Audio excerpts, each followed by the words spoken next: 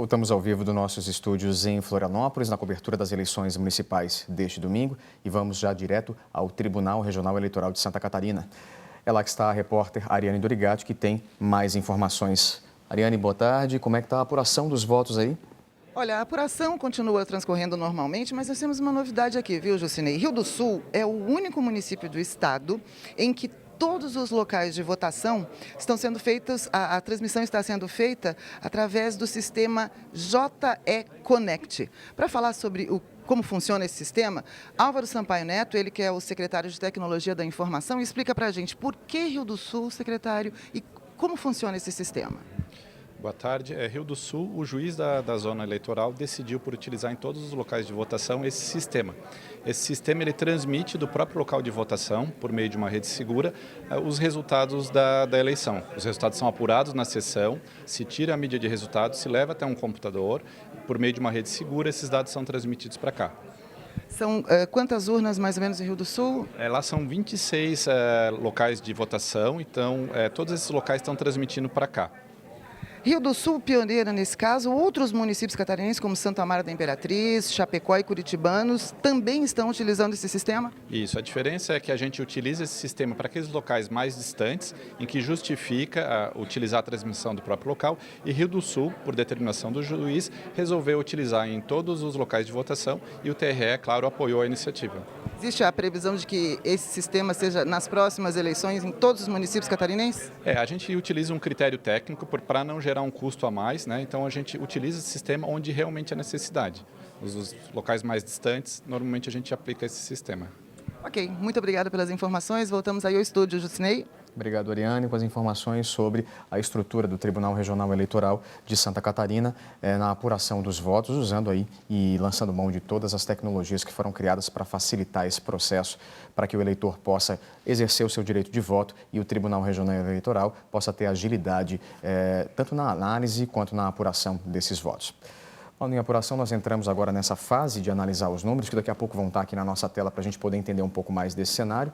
E eu gostaria, nesse momento, de apresentar o nosso novo convidado, aqui que vai também nos ajudar nesse processo de análise, que é o professor José Sérgio da Silva Cristóvão, ele que é presidente da Comissão de Acesso à Justiça da OAB, também conselheiro da Ordem dos Advogados do Brasil em Santa Catarina. Além disso, é mestre em Direito Constitucional pela Universidade Federal de Santa Catarina e especialista em Direito Administrativo pelo SESUSC. Muito obrigado pela sua presença aqui. Seja bem-vindo. Muito obrigado, uma satisfação estarmos aqui com vocês.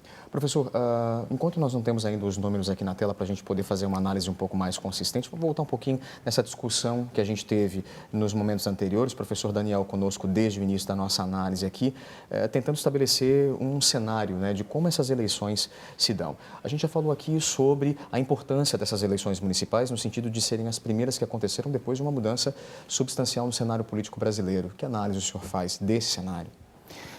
Nós estamos em um compasso de espera, né? Inegavelmente há uma razoável dúvida acerca do comportamento do eleitorado depois dessas últimas situações, desses últimos fatos, desses últimos acontecimentos que mexeram com a vida política, né? E que têm representado um largo impacto também na vida econômica e na vida social como um todo do país, né? Tem abarcado o país como um todo. Há uma série de questões que nós podemos levantar. Como será o comportamento do eleitor quanto a abstenções, por exemplo? Qual será o comportamento do eleitor quanto a votos nulos e brancos, por exemplo? Nós teremos uma maior participação de uma bancada feminina? Nós teremos uma maior participação de algumas representações de movimentos segmentados da sociedade? O desencanto da juventude com a política vai refletir numa maior ou menor circunstância de descompasso com o político tradicional, o chamado político profissional? Isso não vai impactar, né? São uma série de questões que são muito mais incógnitas, né? São muito mais dúvidas. Os números talvez nos ajudem, né, professor Daniel, a interpretarmos essa situação, mas os números também não trarão soluções definitivas. Até porque, no debate político, o debate eleitoral é só uma circunstância, é só um ingrediente, né, nesse cenário, a ponto de nós sabermos que todas as ideias em matéria de debate eleitoral são provisórias, né? Eu não vejo como nós tirarmos conclusões definitivas do debate eleitoral, ainda que as tenhamos muito indicativas, né? O país vai ter um movimento mais à direita, o país vai ter um reagrupamento mais à esquerda. No estado de Santa Catarina, os grandes colégios eleitorais, que são a grande pergunta que se faz já projetando 2018, como será o comportamento desses grandes colégios eleitorais? Teremos segundo turno em todos os colégios que assim indicam? Teremos segundo turno em Florianópolis? Não teremos? Esses cenários provisórios nos indicam um caminho, nos apontam um segmento, mas em matéria de eleições, a política só colhe dados provisórios, porque são só recados que o eleitorado dá. Na sua sapiência, na sua sabedoria, há quem diga que o eleitorado não é instruído e não é sábio, eu discordo disso. O eleitorado é muito sábio e muito instruído. Nós é que muitas vezes temos dificuldade de fazer a leitura que movimentos sutis do eleitorado indicam dali a 2, 3, 4 eleições.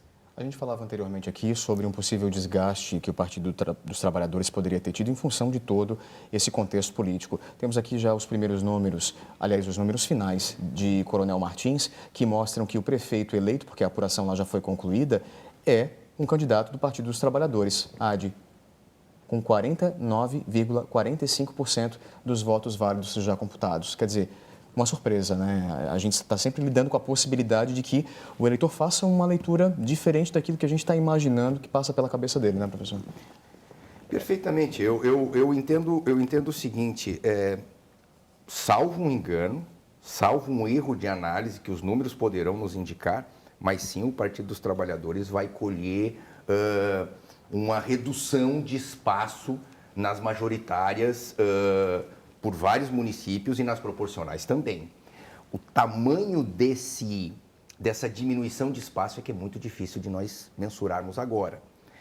E dizer que o Partido dos Trabalhadores vai colher uma diminuição de espaço talvez não signifique dizer, professor, que as esquerdas colherão essa diminuição de espaço. Exato. Porque muitas vezes esse cenário ele é tão volátil que você sai de um agrupamento, de uma estrutura partidária, mas o pensamento do eleitor ele se funde, se molda, se ajusta a outros entendimentos que colham semelhanças daquele agrupamento anterior.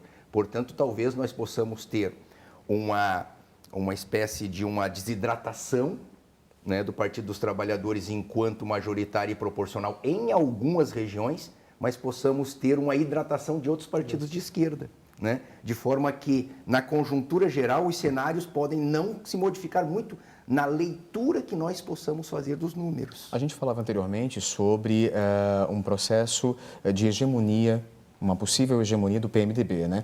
A gente já tem aí mais uma cidade na tela, Trombudo Central, onde a votação também já foi concluída, 51,44% dos votos já computados, uma candidata do PMDB com uma coligação que ainda envolve outros partidos, outras siglas, PR, DEM, PSB, PSD e PSDB, eleita em Trombudo Central, candidata Giovana Gessner. Mostra aí uma tendência, né, de que o PMDB faça um grande número de prefeituras, né, professor? É possível, é possível. Eu acho que a despeito da surpresa anterior, né, com o candidato do PT, eu acho que isso vai acontecer em algumas cidades, é natural, apesar do desgaste do PT, o PMDB tem se fortalecido, né, e aqui no estado a gente sabe que eles têm uma força bem grande em algumas cidades, algumas regiões, e deve levar aí algumas prefeituras. Vamos entrar na discussão de um grande centro, Florianópolis, agora sim temos os números, candidata Ângela Min, dá a largada na frente com 34,84% dos votos válidos,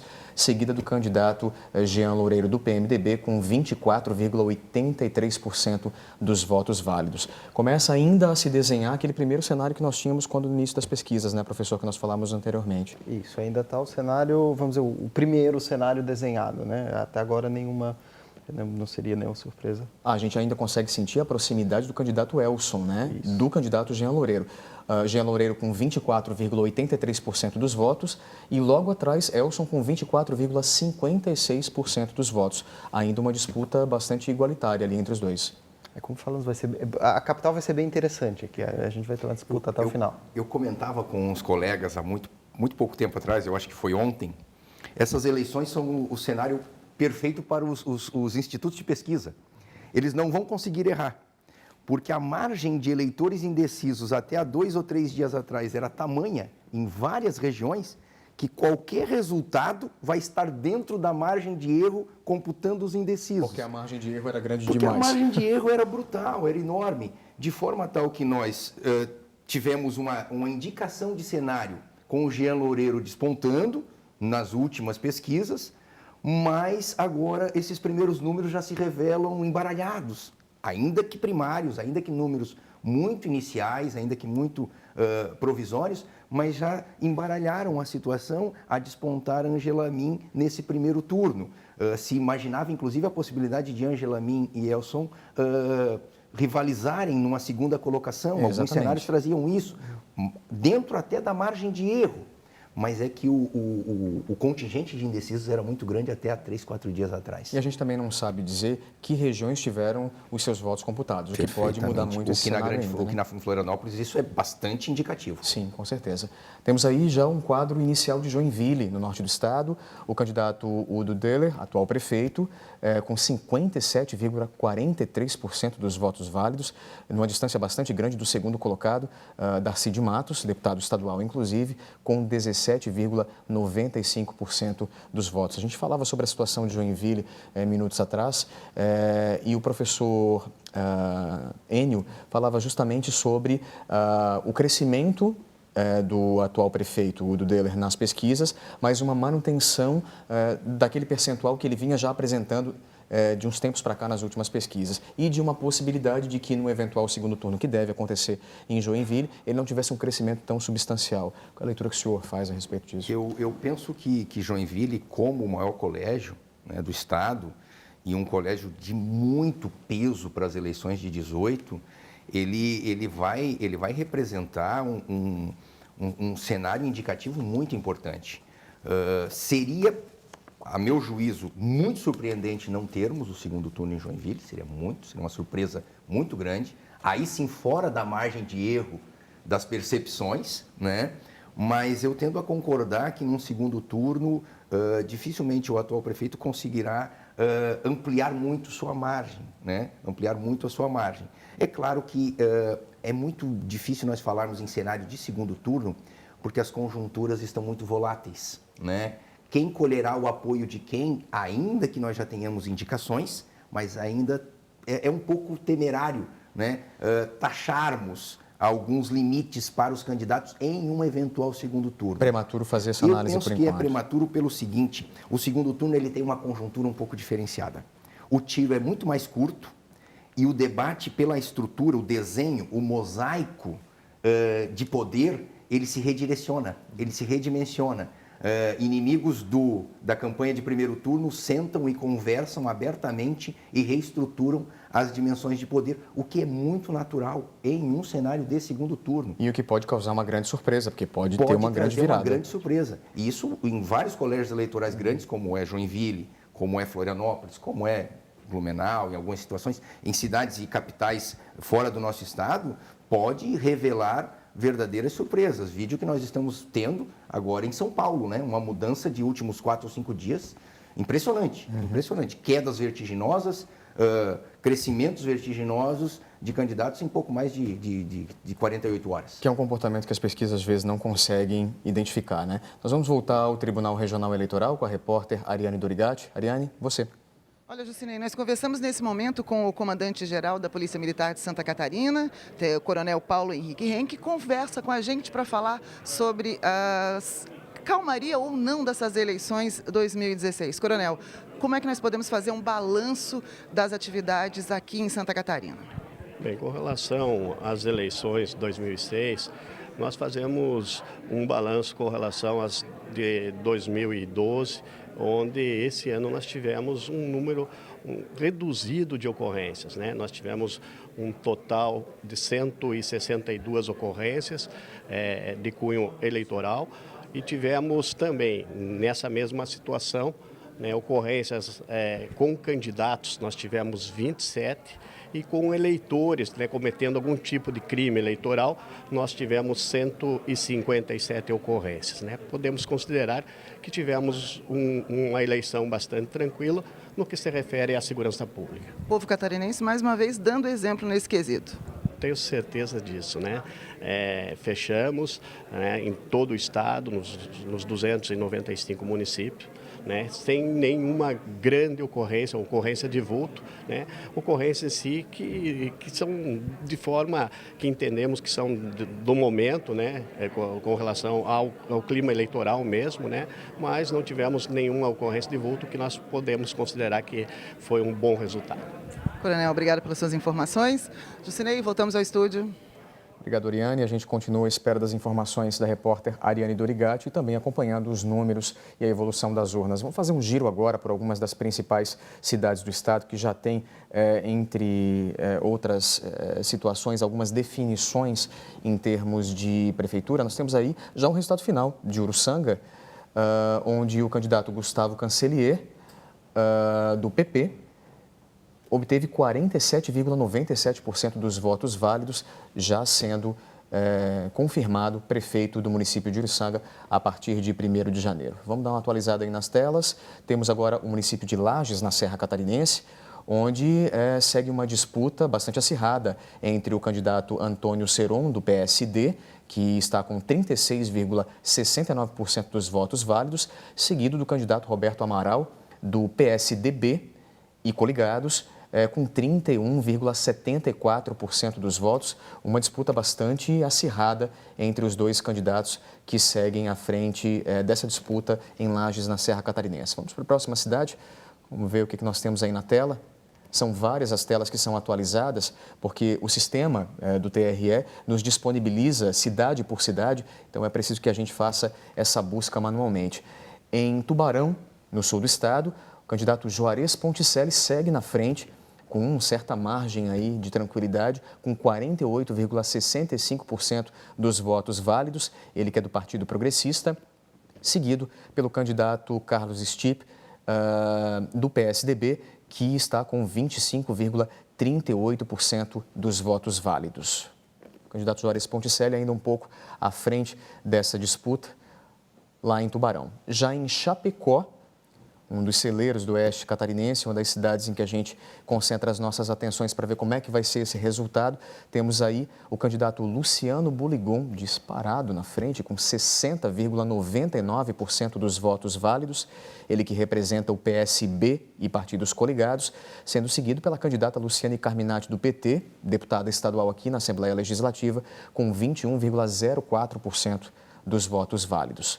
Luciano Buligon deu uma boa disparada já nesse início de apuração. Voltamos aqui à capital e agora temos uma inversão.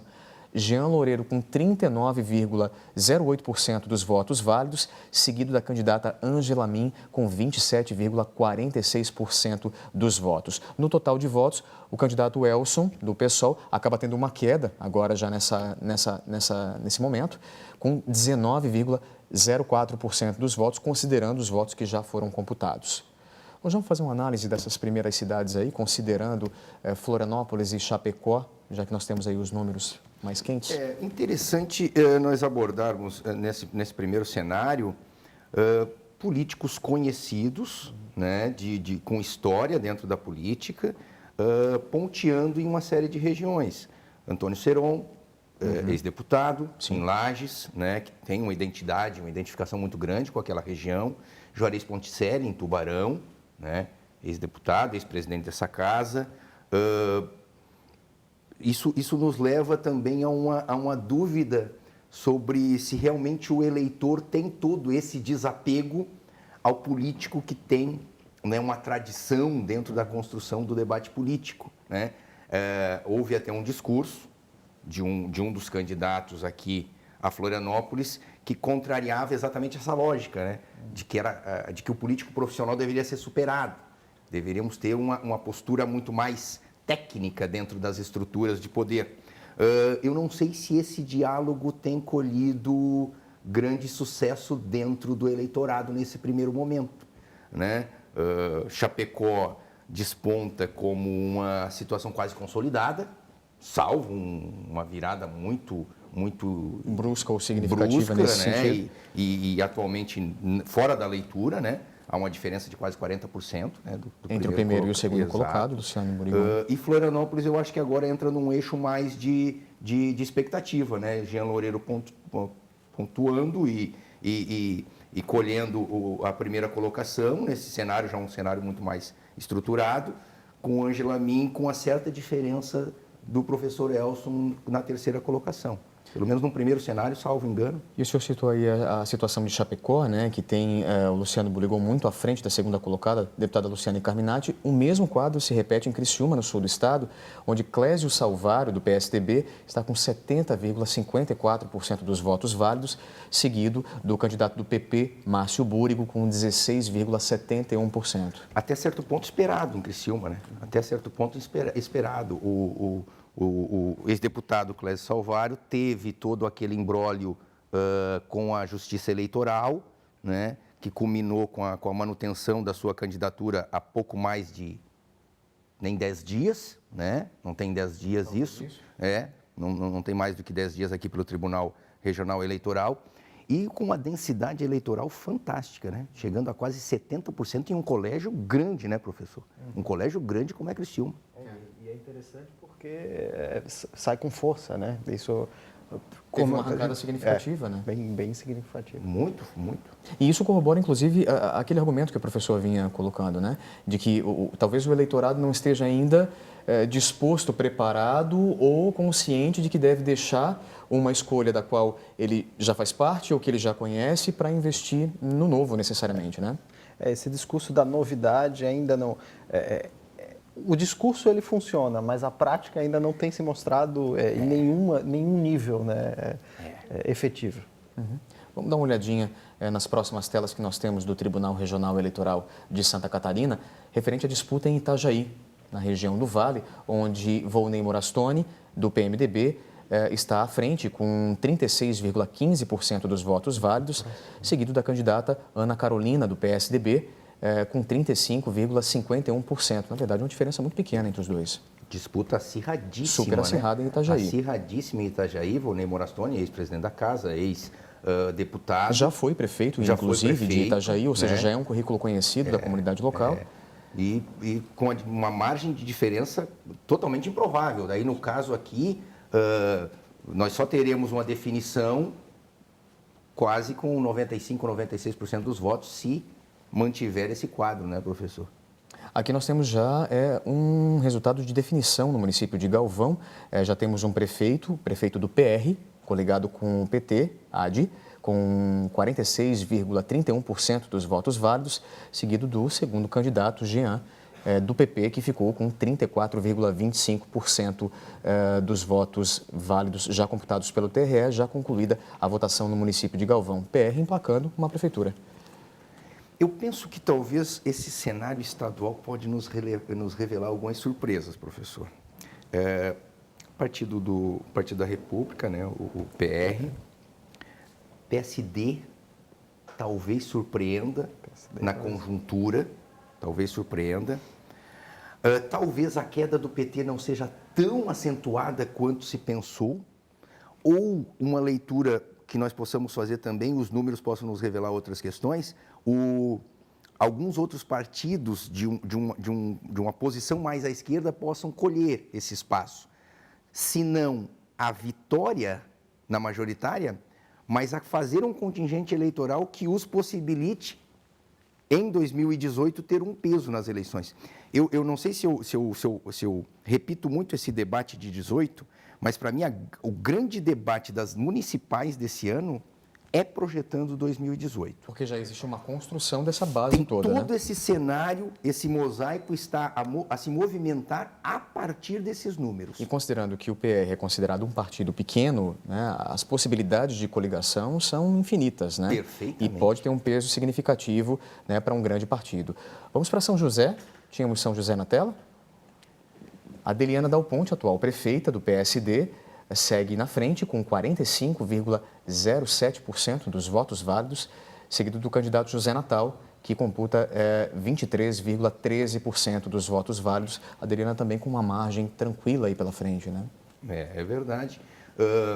Vai à reeleição, colhe o desgaste de uma reeleição em um cenário bastante adverso, crise econômica, municipalidades com sérias dificuldades para manter o mínimo de gestão quanto à saúde, quanto à educação, folha de pagamento, e ela revela, esse dado revela um quadro interessantíssimo, né? A consolidação de um trabalho, nós podemos fazer outras leituras, mas me parece que essa é uma leitura razoável, a consolidação de um trabalho mesmo na adversidade, em um município que é um município de larga densidade populacional.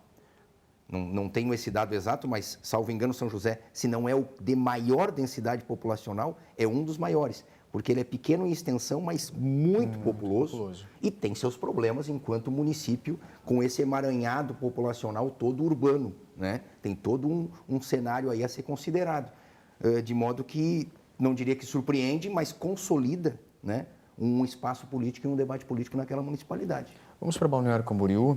A gente tem aí uma situação de surpresa, porque todas as pesquisas evidenciavam Leonel Pavão como um dos candidatos favoritos e até esse momento nós temos Fabrício Oliveira com 47,27% dos votos válidos, seguido aí sim de Leonel Pavão com 34,83% dos votos válidos. Uma situação evidentemente que ainda pode mudar, mas a arrancada foi bastante favorável para o candidato Fabrício.